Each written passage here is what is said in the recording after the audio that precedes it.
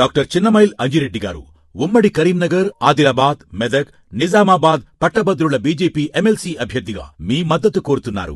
అది ఆ మాట అనేది జనరల్గా అనాల్సిన మాట కాదు, అది నేను ఒప్పుకుంటాను.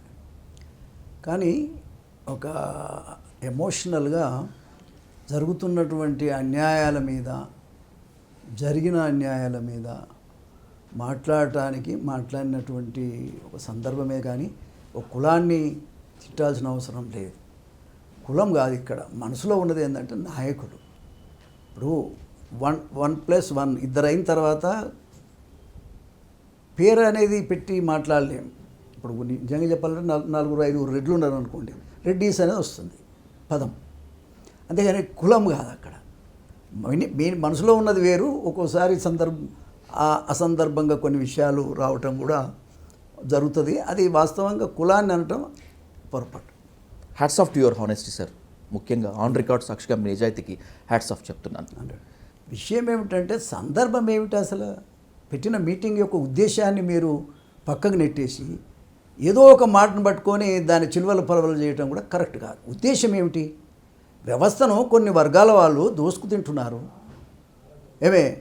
80% ఉన్నటువంటి జనాభాకు రావాల్సినటువంటి హక్కుల్ని కొంతమంది దోసుక తింటున్నారు. ఇది మంచి పద్ధతి కాదని చెప్పే ఉద్దేశం ఆ మీటింగ్ ఉద్దేశం. మల్లన్న ఉద్దేశం కూడా అదే, మోత్కుపల్లి నరసింహ గారి ఉద్దేశం కూడా అదే. ఇప్పుడు నేను కూడా గత 40 సంవత్సరాల రాజకీయాల్లో పోరాటం ఎవరితో చేసినో ఒకసారి ఆలేరు నుంచి మీరు తెలుసుకోండి. మీరు ఇష్యూ ఏమిటంటే ఏ ఒక్క లీడర్ కూడా, బడుగు బలహీన వర్గాలకు సంబంధించినటువంటి లీడర్ గొంతెత్తి మాట్లాడితే గొంతును అనచడానికి నువ్వు కూడా ఒక ఎస్సీ వర్గానికి చెందిన ఒక విలేకరుగా ఉండి కూడా నువ్వు దాన్నే ముందట పెట్టి మాట్లాడుతున్నావు. That is not correct. ఇప్పుడు కావాల్సింది రాజకీయ చైతన్యం కావాలి. రాజకీయ చైతన్యం అనేటువంటిది రావాలనుకున్నప్పుడు ఎవడో ఒకడు ముందుకు వచ్చి మాట్లాడుతున్నాడు. ఆ మాటలను కూడా మనం వక్రీకరించి రకరకాలుగా, ఇప్పుడు ఆ మాట కూడా నా నోటి నుంచి కూడా రాకూడదు. వాస్తవంగా నేను మాట్లాడిన ఉద్దేశం అయితే వేరు. నేను పాపం అందరి దయతోటి నేను గెలిచినటువంటి వ్యక్తిని 6 సార్లు.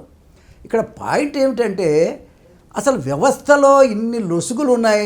80% ఉన్న వాళ్ళను పక్కకు నెట్టేసి 5-6% ఉన్న వాళ్ళు రాజ్యం వెళ్తున్నారు, అన్ని రంగాల్లో వాళ్ళు ఉన్నారు. అది కాదు, మేము రావాలని కోరుకోవడంలో తప్పులేదు. ఆ విధంగా మాట్లాడిన నాయకుడిని కూడా ప్రోత్సహించాలి. నేను ఇప్పుడున్న మాట చెప్పాలంటే నా 70 సంవత్సరాల కాలంలో కూడా అగ్రవర్ణాలను ఎదిరించి వాళ్ళ తప్పులను కూడా ఎత్తి చూపటమే కాదు, ఏ డిపార్ట్మెంట్లో ఏ అంశాల మీద ఎంత దోపిడీ జరుగుతుందో కూడా మల్లన్న క్లియర్గా చెప్తా వస్తున్నాడు. ఒక మాట చెప్తా నీకు. కాబట్టి ఇవాళ నేను అనేది ఏంటంటే అటువంటి వ్యక్తిని ఏదో విధంగా కమ్మేయాలి, ఇక ఆ వ్యక్తికి లైఫ్ లేకుండా చేయాలని చేసే కుట్ర అయితే మంచిది కాదు. సరే, నేను కూడా వాస్తవంగా అందులో కొన్ని స్క్రోలింగ్స్ వచ్చినాయని అక్కడ నాకు చెప్పారు. నీకు అర్థమైందా? ఎవరో కొంతమంది రెడ్డి పిల్లలు, ఎవరో అవగాహన లేని వాళ్ళే ఉండొచ్చు. కానీ అక్కడ చర్చ ఏం జరిగిందంటే డయాస్ మీద మా ఉచ్చదాగాలి, రెడ్డి ఉచ్చదాగి బతకాలని అంటున్నారు అనేది అక్కడ టాపిక్ వచ్చింది. దాన్ని దృష్టిలో పెట్టుకొని కొన్ని మాటలు అనాల్సిన అటువంటి పరిస్థితి వచ్చిందే తప్ప మరొకటి కాదు. ఒకటి. రెండోది ఏంటంటే సందర్భం అయితే ఏమిటి, అసలు ఆ మీటింగ్ ఉద్దేశం ఏమిటి, అది ముఖ్యంగా దాన్ని తీసుకురావాలి. కానీ ఒక మాట అన్నదాన్ని ముంగట పెట్టి ఏదో దేశమంతా కొట్టుకపోయినట్టు, దేశమంతా ఆగమైపోతున్నట్టు మాట్లాడటం అనేది, మీరు ఈ ఇంటర్వ్యూ నన్ను ఈ విధంగా చేయడం అనేది కరెక్ట్ కాదు. నేను దళిత సామాజిక వర్గానికి చెందినటువంటి జర్నలిస్ట్ అయితే అయ్యి ఉండొచ్చు. నాకు జర్నలిజం చెప్పింది ఏంటంటే journalist means human first and by the same way A journalist has to work like a barrier between government and people. అదే స్థాయిలో ప్రజల్లో నెలకొని ఉన్నటువంటి అనుమానాలపైన నివృత్తి చేద్దామనేటువంటి అది మాట. తమ్ముడు, నీ పేరేం పేరు? విజయ్ సాధు. విజయ్, యాక్చువల్గా వ్యవస్థలో లొసుగులేంటి నువ్వు ఆలోచన చేయాలి కదా. జర్నలిస్ట్ అంటే అసలు మంచిని తీసుకొచ్చి చెడును పక్క కొట్టేవాడే జర్నలిస్ట్. నేను కూడా 70 సంవత్సరాల నుంచి ఎంతోమంది విలేకరులను చూశాను.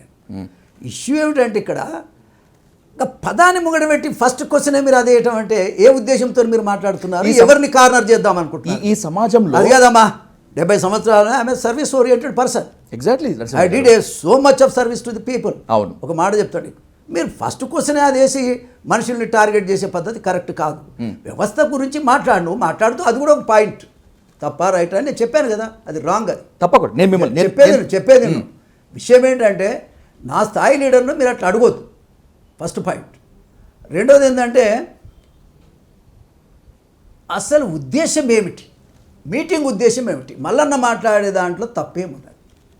మల్లన్న మాట్లాడేదాన్ని తప్పును తీసుకొని మొత్తం మీటింగును భ్రష్టు పట్టించే కార్యక్రమం కూడా సరి అది కాదు కదా.